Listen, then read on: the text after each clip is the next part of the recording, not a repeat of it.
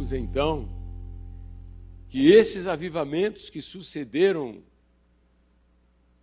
eu concordo com o homem de Deus que foi chamado há muito tempo já para o céu, o Dr. Martin Lloyd Jones, quando ele dizia que avivamento não era nada mais do que uma repetição do que houve no dia de Pentecoste. Então, é muito interessante, nesses dias que estamos vivendo, dias que antecedem a volta de Jesus, né? Dias de apostasia, dias de muita gente que esfria, entende? Ou muita gente que está muito atraído pelo mundo, né? No estilo de vida. É muito importante que possamos realmente visitar a igreja primitiva e dizer: Senhor, nós queremos ir mais longe. Então, olhe para quem está ao teu lado. Ir mais longe como cristão, ir mais longe como igreja. Glórias a Deus. Né? E aí, nós precisamos, então, olha só, nós temos que olhar para dentro da Bíblia. Amém? E entender igreja, congregação, povo de Deus, dentro das linhas da inspiração que o Senhor deixou, que é a Bíblia Sagrada. Até porque vivemos numa época de muito engano, falsos profetas, né? De maneira que cumpre-se em nossos dias o que o apóstolo São Paulo, naquela prisão, antes do seu martírio, né? Ele falou para o pastor, quer dizer, para Timóteo, que estava pastoreando a igreja de Éfeso, né? Para que ele pregasse a palavra. Eu quero dar a minha vida, se necessário morrer, para ajudar os crentes, os irmãos, a que amem as Escrituras e entendam que não podemos aceitar nada que não venha das Sagradas Escrituras. Não é? Veja que a igreja, que os irmãos da igreja primitiva, os apóstolos, né, eles embrionariamente, eles obedeceram à ordem do Senhor Jesus, que disse: vocês fiquem em Jerusalém, até que do alto vocês sejam revestidos do poder de Deus. E ele fala que se tratava de cumprimento de promessa que Deus tinha feito. Deus, nosso Deus, fez, não é? Que haveria de visitar toda a carne. E é muito interessante que isso, eu vou voltar a seguir o capítulo 2, mas eu faço questão de pegar com vocês o capítulo 1. O capítulo 1. Então, no capítulo 1, correto?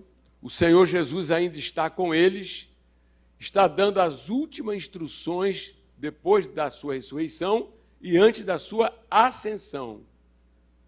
Tá? Veja que como é que eu já coloquei aqui? Jesus.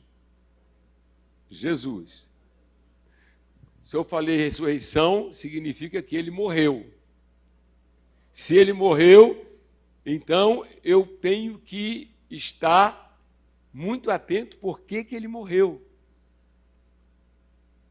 O encadeamento da morte expiatória, a morte expiatória de nosso Senhor Jesus Cristo, né? Também propiciatória no sentido de apaziguar a ira de Deus, mas ele teve que morrer na cruz. Então eu queria só que você olhasse bem nos olhos do irmão que está ao teu lado. Meu amado, o Pentecoste é uma bênção. Sim ou não?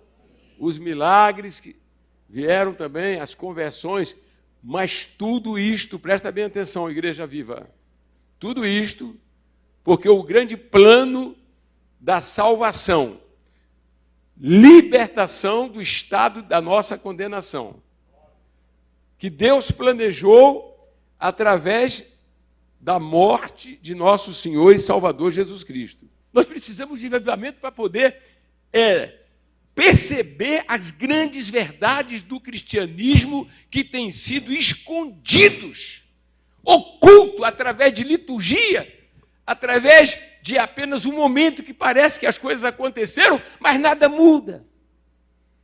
Se as coisas não mudam, se nós não somos incendiados para poder evangelizar os pecadores, ir para uma praça e falar, ser insultado, ser rejeitado, ser até espancado, não é avivamento.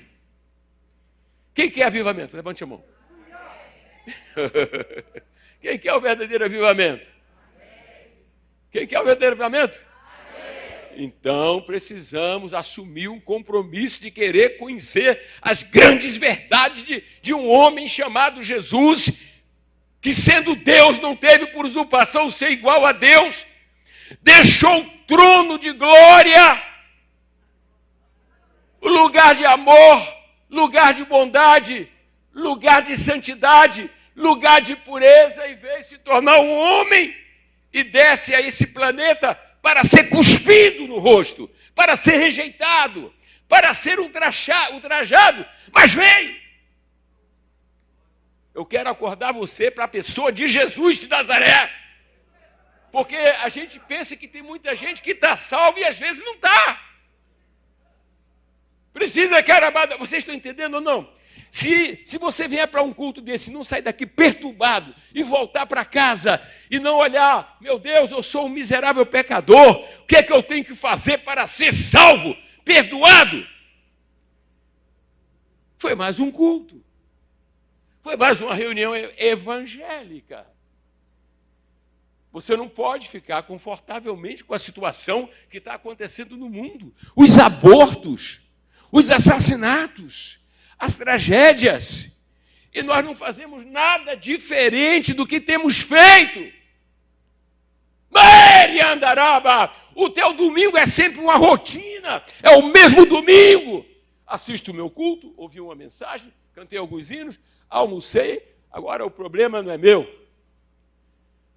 Nós precisamos do avivamento, onde a gente receba a graça de Deus e a gente sai. É para ir para onde? É para o cemitério, tem gente chorando? É para ir para onde, gente? Para a cadeia? É para ir para a prisão? É para ir fazer o quê? Não estamos fazendo nada disso. Parte dos cristãos hoje, fica muito claro, que eles estão muito distantes do viver para Deus. Entenderam isso ou não? Sim ou não? Tem um aspecto que você estava no mundo e agora é de Deus. E aí você deve, eu e você, nós devemos andar como Jesus andou. Amém? Fazer confissão de pecados. Olha para aqui, Deus faz confissão dos pecados. Isso faz parte. Deixar os pecados. Faz parte.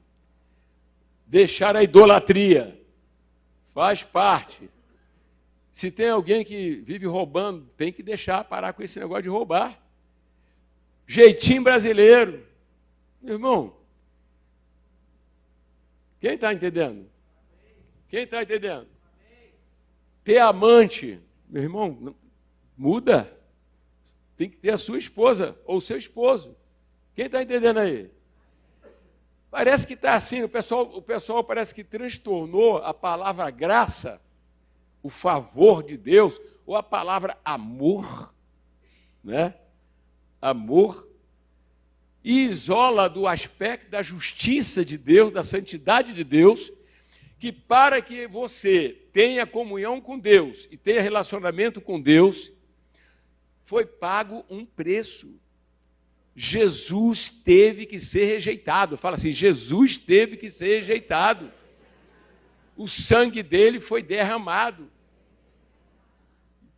Esse aspecto, meus amados irmãos, é fundamental hoje. Está uma turma de crentes sem Cristo. Está uma turma de crentes, entende? Eles têm uma igreja, eles têm um nome que são cristãos. Vocês estão entendendo ou não? Sim ou não? Mas não tem nenhuma comunhão com Deus. Porque não há comunhão se a sua conversão não for verdadeira e se Jesus Cristo não for tudo na sua vida, se Ele não manda em você, se você faz o que quer, você pode falar do nome dEle, mas Ele está longe de você.